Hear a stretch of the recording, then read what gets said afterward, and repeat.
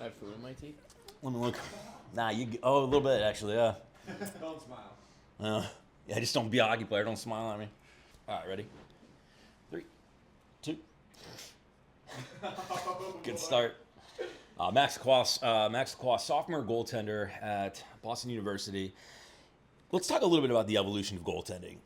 It's changed exponentially. The technology has changed exponentially from when you started as maybe a beginning goaltender to where it's at now. What have you sort of seen as the evolution of that position? Yeah, I feel like kind of every position has changed exponentially, but I feel like goalies is definitely the most apparent. I mean, you look at those highlights back in the day, and it's definitely not the same athleticism and the same. Obviously, comes with the equipment too. Just goalies look so much different nowadays, and you got your 6'6" Vasilevskis and just freaks of nature. But yeah, when I was a kid, like you had the leather straps and just completely different gear, and nowadays it's like 2 pieces of Velcro, and it's all about being the lightest you possibly can, and yeah. It's a pretty sick setup that you have here in Boston. We were at Stop at Goaltending today. We were at the G Lab. Take me through what that has done for you in your position and just the amenities and the technology that's at your fingertips and what Coach Daccord has been able to sort of help imply upon you. Yeah, Coach Dak and Stop It have kind of been like, I don't want to say pioneer, but they are like a huge part of goalie development. And especially in the Northeast, every goalie around here knows what Stop It Goaltending is. This is a testament to him and his company. But yeah, I mean, he focuses so much on just the position and all the little things that we need to do better. And some of his drills sometimes are a little unorthodox, but he just continues to try and adapt and evolve with the position as players get better and shooters get better, and the equipment gets better too. Like sticks practically shoot for themselves nowadays. So yeah. I saw all the amenities at the lab. Do you have a favorite training aid there? Is there something that you always look forward to going to, or is there something that's a go-to training tool for you that you really has maybe helped you enhance your game or seen a noticeable difference? Yeah, the lab is all about quickness and hand-eye coordination and stuff like that. I would say like Sensorina is definitely a one of my favorite tools. We use it here at BU as well. Coach Dak, he is a big believer in Sensorina and VR technology and kind of being able to get those reps in without having to go on the ice and putting on your gear. And, sometimes it's a hassle, and it hurts the knees sometimes, hurts the hips. But yeah, so I mean, I would say Sensorina probably. All right, I've had the pleasure of knowing you since you were just a little guy, so I've seen the evolution, and I know you pretty well, and I know that you're very intellectual also. I was super impressed with the app and the stat tracking that Stop It provides. Is that something you geek out on after every game? I mean, are you waiting for that email? Yeah, Coach Dak sends out emails after games, just kind of analyzing, what went on, where the shots came from, what you could have done better, like rebound control, and where the shots came from. Where they're going, what you need to work on, and just kind of from that you get to model practices and kind of decide what we're going to be doing the next few days, and it's just really helpful and always kind of trying to fix your mistakes and prevent them from happening in the future. Last one for you, Max. You had a chance to participate in your first dev camp. You were out in LA. What was that experience like? I mean, got to be amazing just to be on NHL practice ice wearing a crest of an NHL uniform. Yeah, like you said, like you're wearing that logo, and it's very special, and you dream about that as a kid. So to be able to skate, with an NHL team was really cool for sure. And I had my buddy there as well, Jack Hughes. I don't think he scored, but it was fun. Yeah, a lot of fun. Congrats on everything, man. Good luck this season. We're excited to see where you go and what you do. Thank you. All right, Max Lacroix, sophomore goaltender for BU. All right, Nick Ismani with Joey Daccord, and we are in the place where I feel like you literally and figuratively grew up as a person and as a goaltender. We are at Stop It Goaltending, just outside of Boston. This is a dream child of your father, but I want to first just sort of get your impressions on what this place has meant to you, and maybe just explain to the viewer what Stop It Goaltending is and what the G Lab is. It's obviously a really unique space. When my dad, he's had this idea forever, and he's always wanted to have. He called it the Taj Mahal. That was kind of his he wanted to build, one place where goalies could come and just do everything.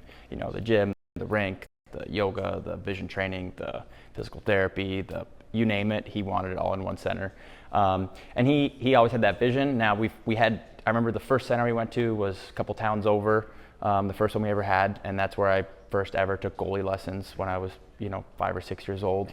And then we went to a couple different centers, and they were all, I think they were just places that were close but not quite there yet. And then when he had the opportunity to build this, it was he just took it and ran with it. And this is, I think, the 10th year of it now. And it's been a huge factor and impact on my life, my career, and I pretty much spend my whole summers here. So I've gotten to know this place pretty well, and it's a dream scenario for myself personally. I got an NHL basically goalie coach dad, and every facility I could ask for. So I have the ideal setup in the summer for sure.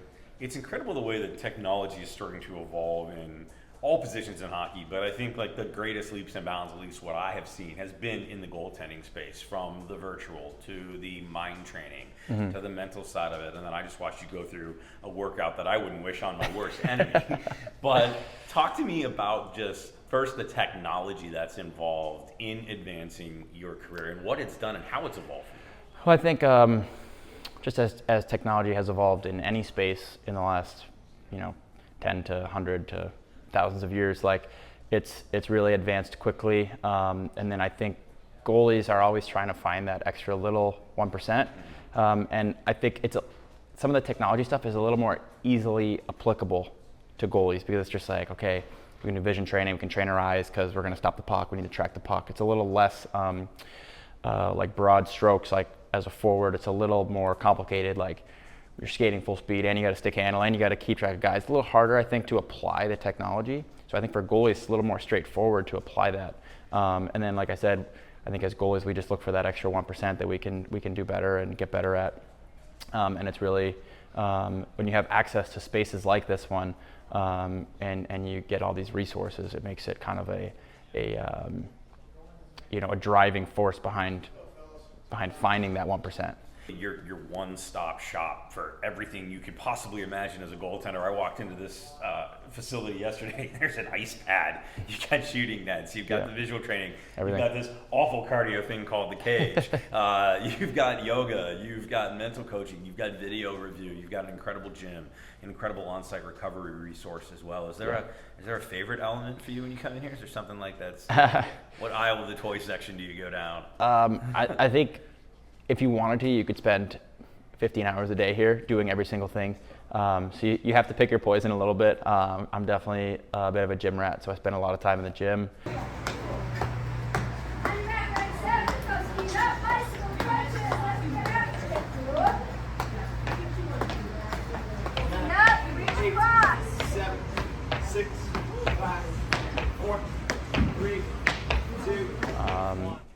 Definitely once my skating picks up closer to the season, I'm spending a lot of time on the ice. Okay. And then, I kind of do bits and pieces of everything else as well, hopping on the vision training stuff, doing the mental coaching, the physical therapy, whatever it may be, as needed. But for the most part, I'd say I spend most of my time in the gym, but there's so many resources here that I dip my toes into most of the stuff as well. Huge props to your dad. Getting to talk to him and getting to know him yesterday a lot, the philosophy and his mentality and the way that he speaks and the way that he presents himself and the passion that he has for goaltending and anybody that's affiliated or associated with him, whether it's, the guys that he's coaching at BU or, the boys, the guys, everybody, the women that are coming here to this facility. How important is that aspect to stop it? You can have this great place, but your dad's mentality as a goaltending coach is exceptional. Well, he's built this from the ground up. This is the 25th year, so it's been 25 years. He's been building this for a long time, and I think he's created an incredible place where everyone feels welcome and everyone knows that they can come and work with any of the coaches and interact with any of the shooters, coaches, staff, whatever it may be, and they're going to have a great experience and they're going to get better at goaltending. And his passion for goaltending, like you said, is like, it's next level. It's crazy to me that he has still at like his age now. He's going to be 60 next month. He's so like committed and so passionate about it, and he just wants to help anyone. Like we always tell him, like, you need to take more off your plate, and somehow he keeps always adding more because he can't not help someone out, or do nice things for other people. And yeah, he's just an incredible person, so I'm definitely lucky to have him as my dad. Doesn't look 60, by the way. No, he doesn't. He doesn't beat me every up and like, yeah. oh, God. Yeah. Apple didn't far from the tree on that one. Like I said, I just watched this guy go through a workout that I watched for 10 minutes and I was sweating. But you had such an amazing. You and I were together in Seattle the first year, so it's been fun watching your progression from my Thank seat, you, yeah. From the press box. But and obviously, as I've told you multiple times, super proud of kind of where you were there and now where you're at. We'll talk about that. But Thank the you. moment with your dad at the Winter Classic, Yeah. I mean, come on. I mean, an Yeah. incredible shout out for you. It's an incredible stage. Your dad referenced it like it was like being in a Disney movie, the way it happened. But take me through that. Your buddies were there from your youth growing up. Just what was that like? Winter Classic was just like one of those days that you'll never forget. And I think what made it so special is that no matter how the game went, it was going to be a day we never forgot anyways. And then it just couldn't have gone better for the team, for the city, for myself personally, for my family, my friends. It was just, yeah, it was a really special moment. And then to be able to share it like with my family, like it was so cool. Like it's such almost like an out of body experience. Like even, typically you come out of the game, at just, the normal rink, climate pledge, you walk out, you get this like a family area, family room, go say hi. It's just like, you come out, you walk out of the dugout after the game, and, all the family and friends are like in basically like right behind the dugout, like kind of in the stand. It's just a really unique experience. And yeah, getting to share that with them was really special. And having my dad there was so funny. And then, I remember like, it was maybe an hour after the game already, and I had kind of done my media obligations, and someone from NHL Network grabbed me and was just like, "Hey, do you want to come talk on set?" And I was like, "Sure, yeah, okay." And then they were like, "Yeah, bring anyone you want." And I was like, "Dad, let's go." I grabbed him. I was like, "We're going." It was just really cool to get to share that with him and have everyone there. Yeah, my like three best friends were there. One of which was him and I were co-captains and roommates together at Cushing Academy in prep school. The other one, him and I were goalie partners on the same team from 6 to probably 14, so just really cool day and special. And then for it to go as well as it did on the ice too was amazing. How important are the moments? Not the on ice ones. Mm-hmm. Those are great. Yeah. How important are those moments for you? Those are the best. Yeah, those are the best. The ones after the game when you're with your family, with your friends, getting to enjoy it is incredible. And I think that's when you like realize how special it is, and definitely makes me very grateful for all the amazing people that I have in my life. MVP at the Winter Classic, certainly a highlight from last year, but if you could pick another one in a season that you start 50 games, you finish with a .916 save percentage, I mean, come on, Joey, that's a heck of a season. Yeah, I mean, it was tough in one aspect because we really wanted to make playoffs, and that was a disappointment for us as a group. I think for myself personally, I just was really trying to establish myself as a full-time NHL goalie, and I think by getting, the opportunity through injury to get to play like a run of games in a row and really get my feet solidly planted and really start to feel comfortable and grow from that solid foundation was really beneficial for me, and I got to play a lot. There was some other defining moments for me, like coming to Boston for the first time and beating the Bruins. That was really special. A lot of family and friends there as well. So I'm just really grateful. I just always, I think, ever since I turned pro, I just kind of asked for, internally, just wanted to get that opportunity to get a run of games in the NHL. And Seattle gave me that opportunity last season, and I couldn't be more grateful, and looking forward to the season already. What a fan base. Yeah, amazing.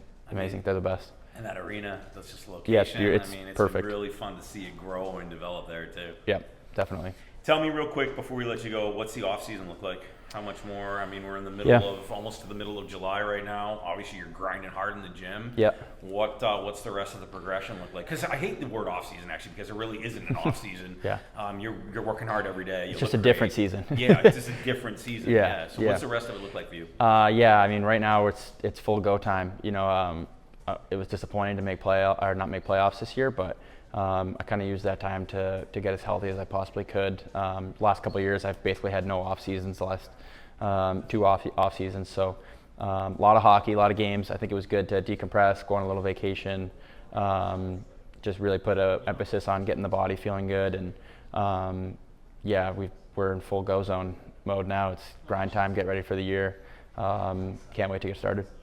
Good luck this season. Thanks for the time. It's always good catching up. Thanks for having me. How you guys doing? Eric here with Brian Daccord. Thanks for having us. This has been great. Every time I walk in here, my eyes light up, even though I wasn't a goalie. I claim to be one of the best street hockey goalies ever, so that's one thing. So I've always loved goaltending. So obviously my son Max, you know, being a goalie, I've always been intrigued, and I've always like working in the NHL, working with teams. I've always said it's a different position, and I think you agree with that. And I think that I felt all along, all the way around, that there was always people that tried to be like, they didn't know anything about the position, and they always thought they did, and then they would tell people like, this is all it is, and this is 25 plus years in the making for you, obviously being a goalie. I'm talking about teaching. Yes. You know, what are some of the things that you can work on with the athlete, whether it's I know you guys do it here at a young age, all the way to your son Joey that's in the NHL. What are some of the things you do, and what technique and, you know, apparatus, whatever you want to call it, that you can use, you know, to make them better? Well, probably the easiest way to kind of think about what we do here is we look at a goaltender like a tennis player. So it's, you know, I think we're playing a sport inside a sport. And the demands of being a goaltender are not the same as being a left wing, right? Agreed. So, and now picture a tennis match. We have Wimbledon going on right now, so picture a tennis match. So you've got a tennis player on the court, and then you look over in the stands and there's his box. Yeah. What does he have? He has a strength coach. He's got a mental performance coach. True. He's got a body coach working, a masseur or a masseuse with them. He's got the actual coach of technique, right? Yeah. From a development standpoint, Yeah. he has a team. And so what we've done is we've tried to create an environment where we can provide a goaltender a team, I love it. so that it's not just going on the ice and doing your drills and learning your technique on the ice. It's about, okay, going on the ice and getting taught, going to the Stop It Goaltending U app and looking at videos that support the drills that you're doing, watching NHL clips, watching breakdowns of the actual drill so you know what you're doing when you're on the ice. And then you have everything else we provide. So we have a cognitive training element. So we call it the G Lab. And we have over $100,000 worth of equipment to train processing speed, to allow a goaltender to be able to process information quicker. Yeah. Okay. We have a physical therapist right here. We have strength and conditioning. And we have Maria Mountain, the foremost in off-ice training for goaltenders. She designs the curriculum for our goalies to do. So they're training like they're not training like stay-at-home defensemen. They're not training like a skilled centerman. They're training like a goalie. Mm-hmm. So not only do we do that, but we do it in an environment where the kids are together. So you're with other like-minded athletes. You're in your community. The goalie community is a special place. So you're interacting and you're feeding off of that. And you know, I think about Joey and the relationships that he has now at 27 years old. Yeah. It's all guys he used to train with at Stop It. Yeah. Because they used to train together and hang out in the summer and go golfing and do all that kind of stuff. And it's really interesting to me because we have a curriculum and we're teaching the kids all the time, but we learn too. So we're learning from the goalies, and being in this environment and having goalies with other goalies, they're watching other goalies do things. And as much as we're teaching the goalies, they're just watching the next guy or the guy that goes after them. And they go, oh, wow, I like that. So it's really not just one thing. We're providing one thing. Yeah. We're trying to provide that team so that the goalies have all the resources that they need to get there, because you know how hard it is. How do you feel that how much has changed since your Bruin days to, let's say, the Florida Panthers Stanley Cup winners 2024? Well, I think it's the attention to the Yeah. position, and I think early on, no one knew anything, so everybody was afraid. Coaches were afraid, and so on and so forth. And in Arizona, we were actually the first full department. I remember that. So I was a director of goaltending. We had Schwabi was the goaltending coach. Yep. We had our goaltending coach in the American Hockey League. We had a goaltending coach in the East Coast League. We had a full-time goaltending scout, and we had a European goaltending scout. So that's a full department. Yep. It's a fully stocked department. And people say, "Well, is that overkill?" Right? Is that overkill? Do you need all that going into goaltender? There's only 2 on the team. Yeah. Look at how many people are involved, and I always tell them, well, all you need is the Karel Vejmelka story. So Karel Vejmelka played a game against 2 potential draft prospects in Czechia. Okay, Arizona had Teal Fowler, he's a scout, and he went to go see these 2 prospects for the draft. And then he reaches out to me, says, I went to a game last night, I saw this goalie, Karel Vejmelka, and I think he looks like the real deal. Yeah. So I go, well, Teal, he's on our European list, so let me do a deep dive. So I take that, and then I go, okay, I go to our European scout, and I go to our goalie scout. Yeah. Teal just saw Vejmelka, really liked him, he's on our list. You guys take a deep dive here, see what you come up with. So they do the video, they watch Karel, and then Magnus and both Clay watch him, they like him, they come back to me, they say, we like him. I say, great, now I'm gonna go to Schwabi, Yeah. and I'm gonna get Schwabi to sign off on this. Yeah. So he looks at us and says, hey, that's someone that I can work with, I like what I see, good. Then I take that, then I go to our admin, our operations. Yeah. What would it take to sign, what do we need to do to sign this guy? Where does he fit, what are his comps, what would we be looking at to sign him? Then I get that information. Then I go to Bill Armstrong, the general manager. Army, here's a goalie the goalie department likes. We've had a live viewing from Teal. We've had our goalie scouts sign off on him. We've got our head goalie coach sign off on him. Here are the dollars. These are the rules. He was drafted by Nashville, but he's no longer Nashville's property. Here's what we have to do to make this happen. This is what it's going to cost. We want to sign him for 2 years. Boom. He takes that, goes to ownership, gets the contract approved, and we do a contract. Now, the moral of the story is we sign him for $750 over 75. At the end of this first year, he signs a $9 million contract. Well, We didn't use a draft pick, yeah. right? We didn't use a draft pick. We got a $9 million goalie. Then what value does a goalie department then bring? Huge. Right? And I think that's the example that I use for teams, because some teams still don't have a goalie department, they don't have it structured. And I say, this is why you have it. And the other thing is from a support standpoint, whether it's the American Hockey League coach, the East Coast League coach, and the NHL coach, how valuable is it to them to have someone that speaks the same language that they can talk to? Huge. When I was with Toronto, Steve Briere and I had a great relationship, because Steve was in an environment where there was no other goalie guy. Yeah. And then if he had thoughts or just want to talk about last night's game or whatever, he'd give me a call and say, hey, did you see that goal? Yeah. Do you think he should have overlapped on? You know what I mean? Like, and then he can have a conversation, we can speak goalie language. Yes. If he tried to say something in the locker room full of coaches that don't understand goalies, right? I agree. Yeah. That's what I was saying earlier when I said too many times people think they know the position. Right. It's always a bad goal, right? For a coach, it's always a bad goal. It's always a goalie's fault. It's a bad goal, you know. So when we do video, in our video sessions, we do a video session each day, and I'll often say, see on this goal? Well, you know how Fleury read that? Because that guy was a left-hand shot and the defenseman was over there, but the defenseman ended up going to the wrong spot, which left him open. I would say, after I say something like this, I would say, but don't try to explain that to the coach. Right? No, with all due respect, we understand as goalies Yeah. why that goal happened, Yeah. but if you take that situation and try to explain it, oh, he's not taking accountability for his goals. Yeah. And if I can relate that to the Avalanche, for example, because it's exactly what's going on. If you look at their history the last 6-7 years, you go and waste draft cap, and when I say waste, Yeah. I'm not wasting, but Yeah, you're you using, lost- yeah, you use draft capital on, Grubauer. Okay. Then it was Kemper. Then it was Georgiev. Then it's like, how many times can you do this, without, you gotta have your own department. Then you can homegrown some goalies, i.e. their 3 draft picks this year, right?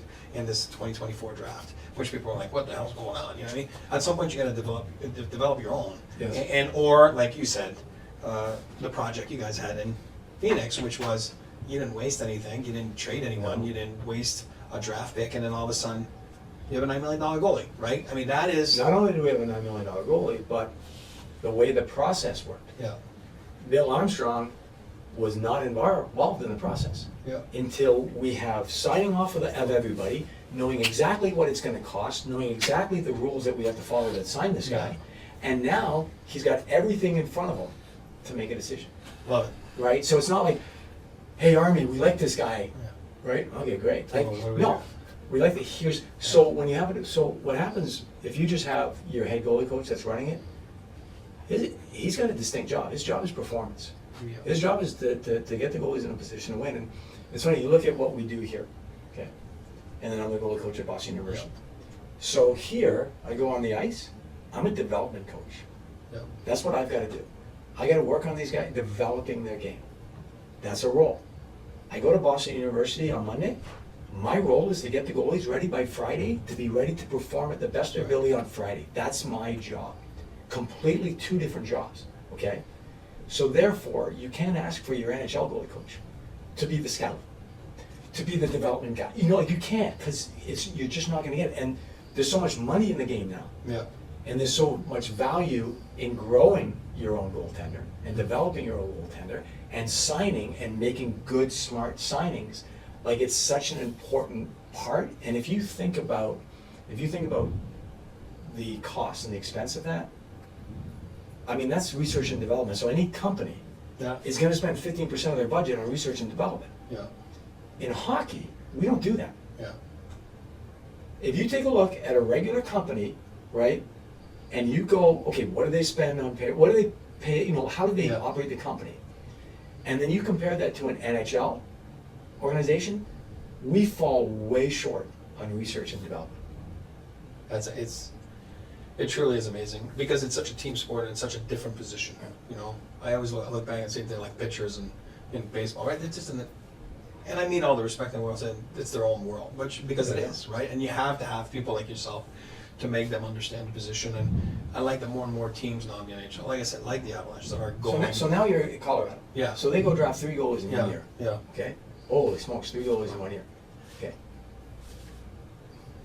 As I grow a little bit older Yeah. and more experienced, I don't have a problem with that whatsoever. Yeah. Because they will develop at different rates. So part of you says, well, you got to sign them, whatever. They are going to develop differently, and they will be ready at different times. And Yeah. so now the work begins. Yes. I scouted for the Toronto Maple Leafs goalies. I've been doing this forever. Okay, it's so hard to pick out an 18-year-old kid, right? Do you know why? Because all you see is the body of the car. You don't see the engine. Yeah. You don't see the engine. Every coach is going to tell you he's the first on and the last off, and all. You know what I mean? Like, they all tell you the same stuff, and you're going to have an interview, and he's going to do great, and Yeah, then yeah. whatever. But at the end of the day, right? It's really hard because it takes forever for a goalie to develop. Yeah. It takes a long time. It takes a resiliency, Oh. a curiosity, a passion for the position, because you're going to eat so much crap. You better love being a goalie, because if you don't, you're not going to eat it. And for me, it's like, it's okay to take these 3 goalies, but you better damn well have a good plan for them, right? I like that. What are you going to do? Like, it's kind of like if you do something, any program's only as effective as the intensity of its application. Yeah. And I have that written up on my wall over there, because every time I do something, I say, am I going to be able to do this fully? Yeah. Am I going to be all in or not? Because if I'm not, it's not going to work. If I put 50% effort into that, I'm going to get 50% results. So, where are the goalies? Who's training them? How many times are you going down to see them? How many video reports are you doing, right? What's everybody's role in this development cycle. Could have one in Russia, could have one in, you know, right? With that. So now it's, you better have a goalie department. Yeah, And, or else, you're not really gonna give them the best chance. yeah, And that's, for me, that's where Colorado is right now, where, okay, you just invested, yeah. right? Now what are you gonna do? You can't just invest and hope it grows. You're gonna have to water it, Yeah. right? You're gonna have to do something. So that's what it really comes I love that answer, and I think if I can take anything you're saying there, it's more patience, you know, too, with goals, you gotta have patience. And I get this question all the time when every young kid and every parent wants their son to play on the AAA All-Star Yeah. team and that's gonna win the league every year and the whole thing, Yeah. right? You have to, in the early years, love playing. Yeah, You have to have the passion. yeah, So when things happen, you have to be able to stick around. So I had Andrew Raycroft, who I coach in Boston, who works with me at my academy every day. yeah. He has this saying, just stick around. I love Stick around, you get all that experience or whatever, you just stick around, and at some point, you're probably gonna get a shot. Not guaranteed, but at some point, you're probably gonna get a shot. But it's the guys that quit early. Why do you quit early? Because you didn't develop that passion, and that passion, we talk about resiliency. Yeah. I believe that resiliency comes from passion. That gives you the strength because you love it, all your memories are so good. Yeah. You wanna stay in it, Yeah. you wanna keep going. So that means that you'll be resilient when things don't go your way. And after Joey had, was second in the American Hockey League in goals against. Yeah. He was playing for Charlotte Checkers. It was his second full year in the American Hockey League. Sick numbers, great year, playoffs, the whole thing. And now he's gonna be turning 26, okay? He's in Seattle's system. Drees goes to the World Championship, gets hurt, gonna miss an entire season with an ACL. Seattle signs Martin Jones. I remember that. Joey was turning 26, outstanding season in the American Hockey League. And they went and signed another goalie. You have to have passion, right? I love it. You have to go, It's so okay, true what you're saying. okay. I know. we're gonna spend another year in the minors. Yeah, And what do? He went to Game 7 of the Calder Cup playoffs that year, yeah. right? And when he got called up, he won. Well, I'm looking at this and I'm taking this for a second. This is not part of the plan, but I always say like how to be a goalie parent, and I've recommended this book from you to so many other hockey goalie parents, you Yeah. know, like moms and dads, Yeah, and it's yeah. like you got to read this thing because it's exactly what you've been saying here. And for me, it's like it's a different language. It's just different than It's players, and I love it. And like I said, I wish I was a goalie back then. Even like I said, from street hockey, it just never panned out to the field. Never panned out to the ice, but it was great. I know your story, which I admire your story, and it was great last year at the outdoor classic there to see your son and you and live that moment. It was pretty cool. And I tell you one thing, that's what hockey's all about, and it was fun. And thanks for having us here the last few hours, and maybe even tomorrow a little bit. This is, I wish everybody could see what this is, and it's not because you're here, but it's special. And I know you said it, it's 25 plus years in the making. This is not something that was done like, oh, last week, let's put this thing together. I'm a goalie guy now, you know what I mean? And let's have a goalie lab, So, but thank you for having us, and this was great, and it's so insightful, and hopefully people can go get that book because it's very important. Yeah, thank you very much.